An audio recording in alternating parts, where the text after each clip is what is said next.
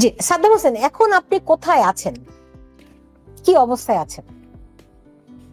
দেখুন, এটি আমাদের যেহেতু বাংলাদেশের সার্বিক পরিস্থিতির কারণে আজকে যেখানে আমাদের জীবনের গ্যারান্টি নেই, যেখানে কে কখন কাকে কিভাবে হত্যা করে, সাদা পোশাকে নাকি তারা লেলিয়ে দিয়ে হত্যা করে, সে ব্যাপারে কোনো গ্যারান্টি নেই। আমাদের জীবন নেয়ার জন্য অনেকেই আমরা জানি যে বাংলাদেশ ছাত্রলীগের একজন কর্মীকে আঘাত করার জন্য গোটা রাষ্ট্র যন্ত্রকে তারা ব্যবহার করছে এবং নিজেরাও তারা নেমে গেছে এবং সেটিকে তারা বৈধতা দিচ্ছে।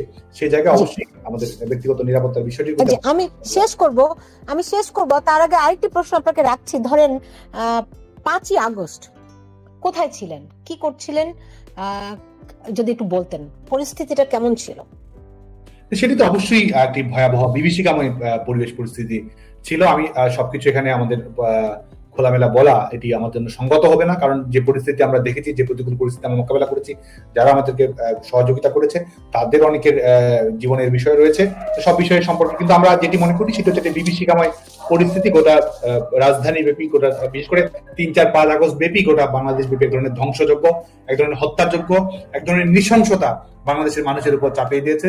যে ভয়ের রাজত্ব আজকে গোটা বাংলাদেশের ত্রাসের রাজত্ব, যে সন্ত্রাসের রাজত্ব কায়েম করা হয়েছে, এটি বাংলাদেশের মানুষের জন্য একটি বিভীষিকাময়, একটি অন্ধকার কালপ্রবাহ বলে মনে করি।